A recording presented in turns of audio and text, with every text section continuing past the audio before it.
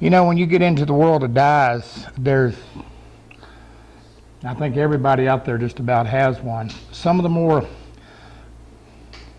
common ones, particularly when you get into the ready mix stuff that we use, is the Mohawk, the General Finish line, Balin, Mosier makes some. They're excellent. They're all excellent. Sometimes one of the things you want to look at in a dye is there's a term called metal complex. Basically, what this has to do with is what the pigments are made out of. Aniline dyes are predominantly earth tones, earth pigments. You know, they're made from things like indigo and goldenrod and all sorts of things like that. They're not near as color fast as a metal complex. Now, to understand that, you remember back when you washed a red shirt with a white t-shirt, you wound up with 2 pink shirts. Anyway, today you don't see that near as much as you used to, and colors hold better, stay better. That's the metal complex. Now, that said, most of your powdered dyes, as in the WD Lockwood, Lee Valley, I'm not sure about Homestead Finishes, who also makes trans tint. Trans tint is a metal complex. WD Lockwood has just released a group of them, metal complex powdered dyes. Now, they're also stating on their site that these can be used exterior. That's pretty cool. That's never been able to be done. Dyes always faded faster than pigments. Anyway, but the question then becomes, are you better off with a ready-made, or are you better off with mixing your own? Now, before we go into this very much, one of the things you have to understand, you can intermix them. You know, there are oil-based dyes that you can get. I'm not a fan of them at all, but nevertheless, I like the water-based dyes because I like the clarity, I like the look, and I like the ease that I can use them. I like alcohol dyes as well. And in this case, like the General Finishes is a water base, and this is an alcohol base. But I use that term very loosely. And the reason for it is there's a lot more chemicals in them than just water or alcohol. One of the issues with them, particularly the alcohol base, is that it dries so fast. You got to be on your game when you're wiping that stuff. It's denatured alcohol and it dries super fast. All of that said, and the water-based premixed dyes do the same. They're not as fast as the alcohol, but boy are they fast. That's a real common problem today.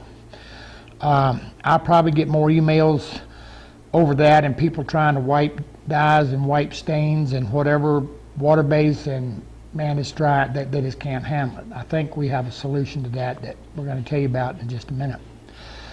But one of the things I want to talk to you about with the premix is, number one, because you're using just water, and a lot of them, you take like trans tint, you can use the alcohol if you want. What's the advantage of the alcohol over the water? Well, the alcohol doesn't raise the grain as much. You're not going to get the fuzzies. And if you look on here, I think they call this an NGR somewhere. Well, maybe not, it used to be. And when they say an NGR, that stands for non-grain raising. That pretty much tells you it's an alcohol / alkyd, got a few other things in their base product. They use wetting agents. One of the things when you're using, one you mix yourself where you're using just water, water has a surface tension to it. And it tends to, sometimes it can kind of bead up or curl up, and we'll look at that in a minute. And so they put wetting agents in them. Again, they dry really fast. But one of the big deals with it is I do like to mix your own. I really, really do. Now here's why. Because I'm in complete control if I do it right. Therein lies the issue, doing it right. The other issue that people have is what color. And you know, this is just where you kind of got to get in there and kind of play with it a little bit.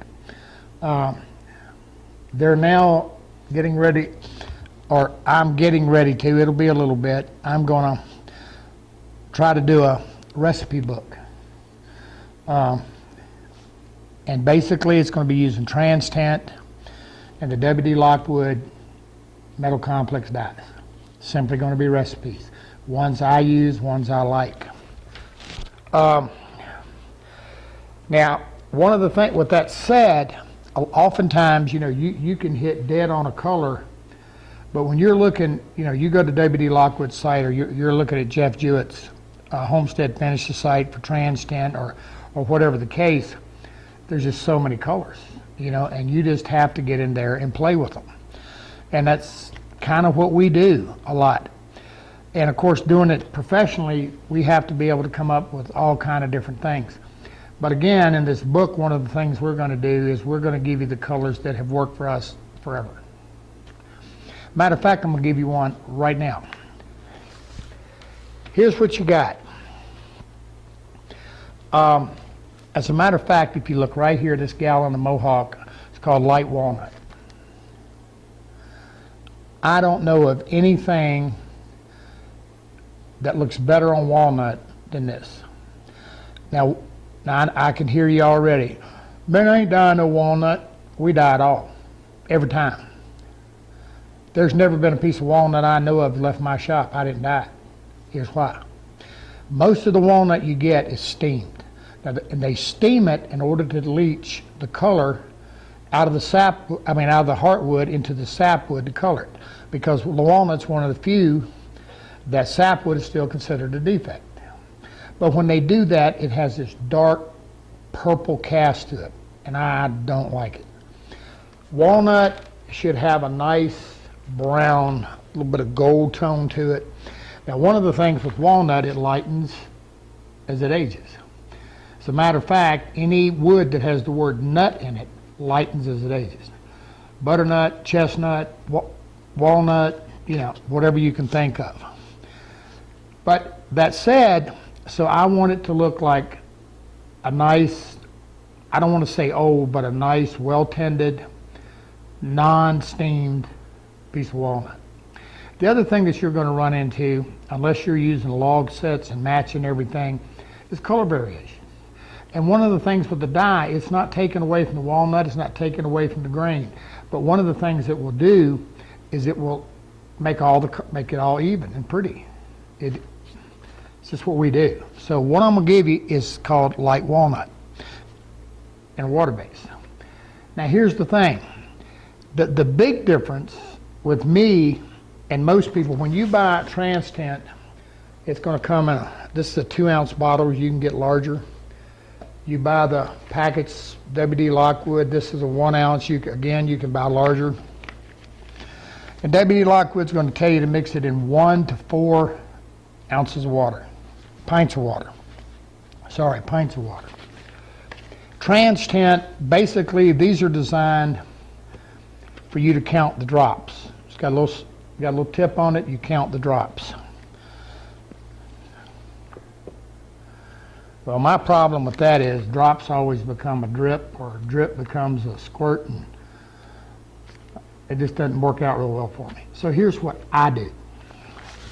I take a little half-pint jar. This is 2 ounces of Trans-Tent. I put it in there, and then I add 4 ounces of water. 2 ounces of the dye, 4 ounces of water. This becomes my base concentrate. Okay.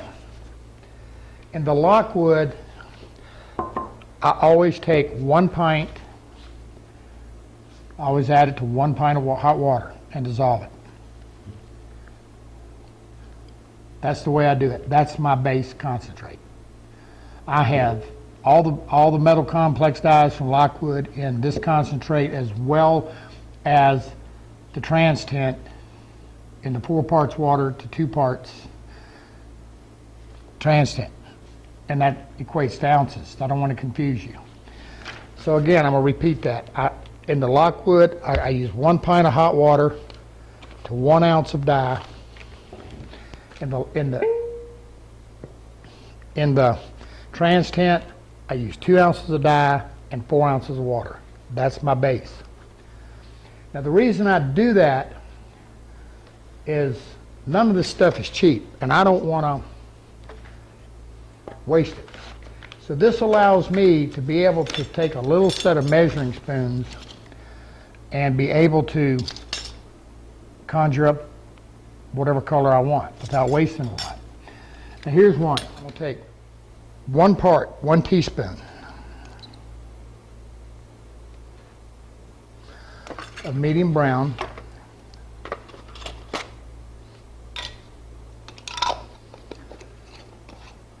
quarter part of orange, quarter of a teaspoon.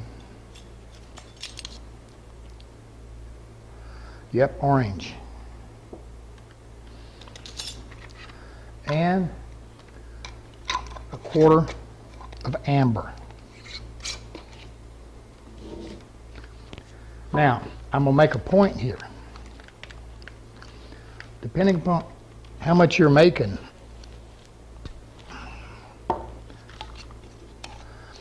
each 2 ounce bottle of trans tint, I think retails for about 19 bucks. Quarter amber.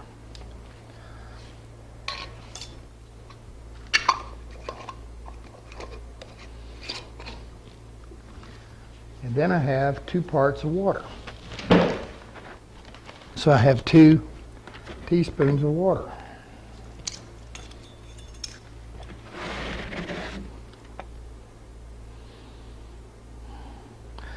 Now the other thing you're seeing here is I'm able to do a very small quantity to test. But again, this is distilled water.